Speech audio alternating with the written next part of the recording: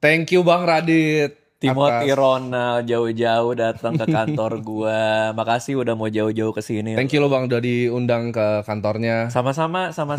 Ya beginilah, gue baru kelar syuting juga tadi barusan, terus sambil nungguin lo tadi sempat makan juga. Ini tim lo Iya, ini semua. tim gua. Ini Kayak tim gue gua. pernah lihat dia deh di mana ya?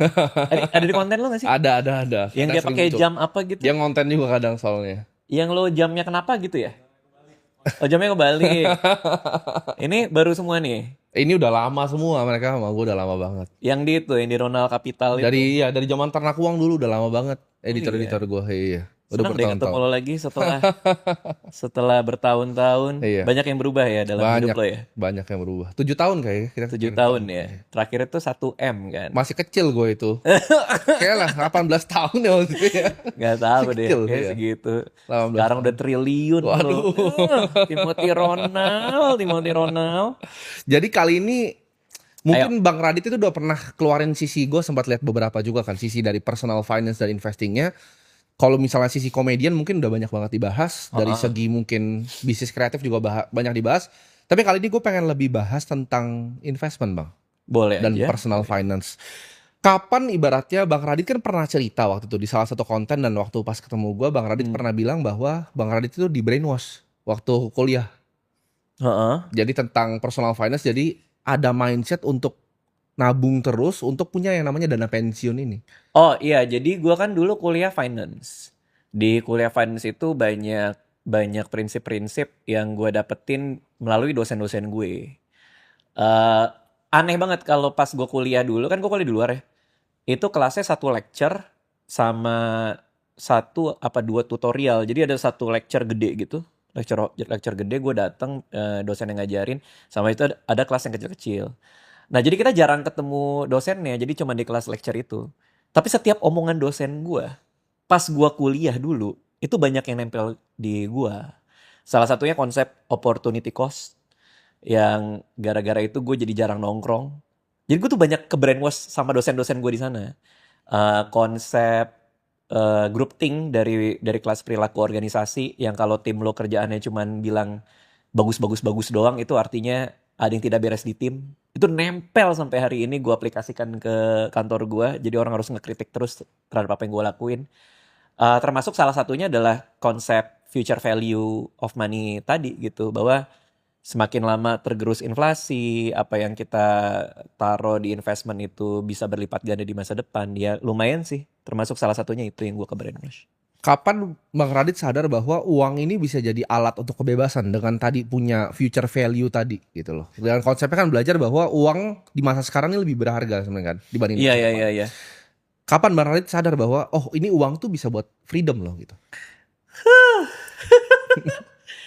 Kapan untuk jadi freedom ya? Mengaitkan uang ke freedom itu terus terang udah cukup jauh perjalanannya di hidup gua. Jadi untuk sampai gua ngaitin bahwa gua perlu perlu punya dana pensiun untuk bisa bebas, itu agak jauh tuh dari gua kuliah. Tapi dikit-dikit udah kena tuh bahwa kalau gua nggak invest gua rugi. Jadi pegangan itu dulu. Kalau gua nggak invest, gua rugi. Oke, berarti gua harus belajar investasi.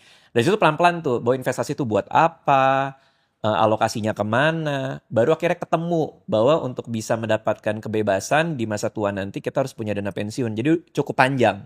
Kalau pertanyaan lo kapan, mungkin tepat sebelum gua ngeluarin buku kali ya, umur 21 itu kali ya. Umur 21 udah Iya, itu mulai. bahwa gue harus punya dana pensiun itu tuh di umur-umur segitu tuh. Gua tuanya susah itu di umur segitu. Oke. Karena kan gue seniman ya, Bro. Dan banyak orang kiri kanan gue yang bilang seniman itu gimana kalau udah nggak bisa ngeluarin karya seni lagi. Zaman dulu kan nggak kayak sekarang, di mana seniman itu bisa tampil di mana-mana dan punya revenue stream yang beda-beda kan. Ya dulu kan kita ngeluarin karya itu dibeli. Opsi buat karya itu dibeli, terus ada revenue stream lain, kita tampil di sosmed, kita ada membership, kita ada apa segala macam, itu kan nggak belum kebayang gitu. Jadi pikiran gue cuma satu, gue kalau seniman menulis buku gue udah nggak laku, kayak gimana? Nah itu ketakutan. Jadi semua berawal dari rasa takut gue terhadap masa tua gue. Oke. Tapi kan ini sangat profound ibaratnya seorang seniman untuk berpikir seperti itu. Ini kan mirip seperti Norway punya minyak, Lalu dia pikir minyaknya ini akan habis, dia bikin fun gitu kan. Ya. Sebenarnya mirip. Cuman kan nggak banyak nih Bang.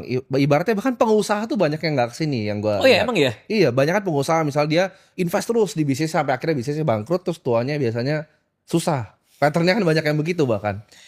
Ini ada aspek lain yang gue mungkin jarang cerita juga ya. Gue itu penggemar filsafat. Gue suka banget filsafat. Gue suka mempertanyakan hidup. Hidup itu kita harus ngapain, kenapa gue begini, kenapa gue begitu, itu gue suka bertanya-tanya.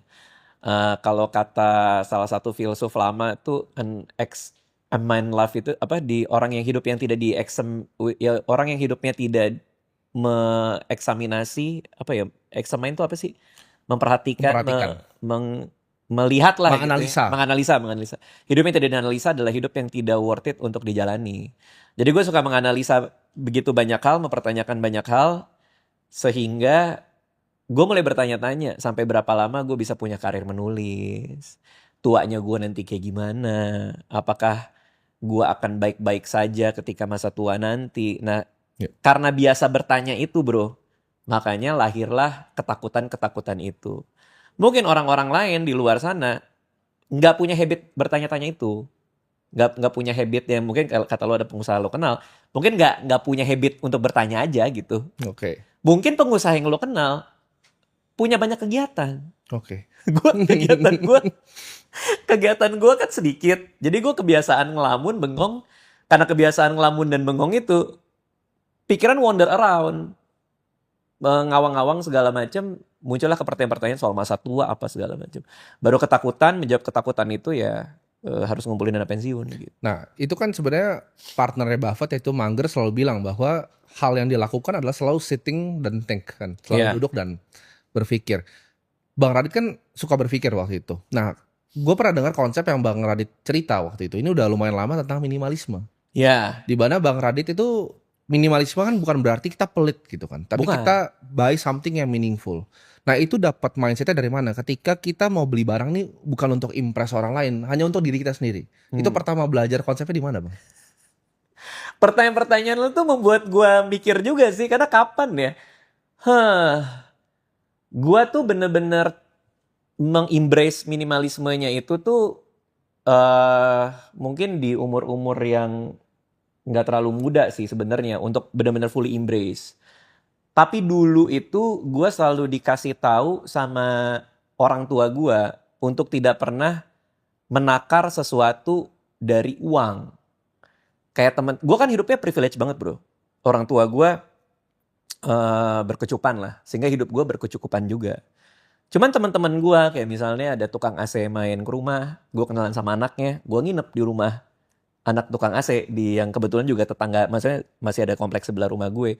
Diajak jalan-jalan sama orang tuanya beli baju di Blok M bro. Waktu itu dibeliin baju gue di sana. Jadi artinya keluarga gue tuh selalu bilang bahwa uang itu bukan tanda bahwa kita harus merasa lebih baik dari orang lain. Uang itu bukan berarti lo harus milih, lo harus temenan sama yang punya uang juga segala macam. Jadi itu dilepas ke predikat-predikat diri kita. Itu yang orang tua gue kasih tahu ke gue, yang which is sama gue jalanin hingga hari ini. Nah hubungannya sama minimalisme adalah ketika gue sudah terbiasa tidak membuat apa yang gue punya atau yang gue pakai atau yang gue miliki itu terkait dengan harga diri gue, maka lebih gampang gue untuk membeli barang yang hanya untuk diri gue. Ngerti gak sih? Maksud gue alur berpikirnya gitu. Nah baru gue menemukan dokumenter soal minimalisme yang ada di Netflix itu. Baru gue melihat banyak orang bahas soal minimalisme gitu. Nah dari situ mungkin baru gue fully embrace. Tapi bahwa seednya itu ada dari kecil ditanemin untuk membantu gue berpikir ke arah sana ya mungkin dari berapa tahun yang lalu. Tapi gue fully embrace ketika udah ada coin that term itu, ada orang nge-coin term itu. Kan selama ini kan gue gak tahu ada termnya bahwa ini namanya minimalisme gitu. Oke. Kalau kita ngomong minimalisme kan berarti membeli barang-barang yang Bang Radit suka dan untuk hanya diri sendiri. Betul. Nah mungkin pertanyaan simpel adalah apa sih barang-barang itu yang mungkin Bang Radit atau hal ya bisa jadi experience, bisa jadi barang. Bang Radit kan orang yang ibaratnya saya pernah dengar udah pernah mencapai dana pensiun, nanti kita akan bahas. Ya 2019. Ya. Tapi dari situ kan berarti banyak spending nih yang dicoba-coba untuk minimalisme tadi. Oh saya sukanya ini, sukanya ini, sukanya ini. Apa menurut Bang Radit top spending, either itu experience, either itu barang yang Bang Radit ngerasa paling dapat joy dari situ. Dapat joy. Iya, dapat senang dari situ spending. Bro, 100% liburan bersama keluarga sih. 100%. 100%. Karena sekarang bukan bisnis ya. Sekarang tujuan gua adalah making memory gua. Gua umur udah 40 tahun, 41 gua. 41 Baru ya. ulang tahun gua bulan lalu. Angka harapan laki-laki Indonesia berapa? 74, 75 Ya. mungkin. Which is gue udah setengah jalan lebih ya. lebih setengah jalan. Now I'm counting down, bro. Gue udah ngitung mundur sekarang. Tinggal 200-an bulan tuh berarti ya. Yang gak usah dihitung banget. Gak usah banget dihitung sih. Cuman kalau lu di umur lu berapa umur sekarang? 25, gue udah hitung juga 600 bulan. Anjir, 25 lagi. 25 itu di umur lu tuh gue masih mikirnya maju. Artinya tahun depan gue 27, tahun depan gue 28 nih ada excitement baru apa lagi yang bisa gue dapetin dalam hidup. Sekarang gue udah mundur, kayak misalnya berapa sisanya. Bukan yang kayak bentar lagi 27, nambah, tapi udah berapa dari kuota harapan hidup itu gitu. Ya mudah-mudahan sesuai harapan hidup dan lebih ya. Tapi kita gak pernah tahu nasib ya. Itu sama banget lagi Bang, gue udah hitung mundur juga. Nah, berarti lo lebih visioner dari gue pas umur 25 berarti. Karena 25 gue gak pikiran itu. Okay. Gue kepikiran pas 40 kemarin. Karena 40 mungkin karena 40 kali ya. Udah ada angka baru ya.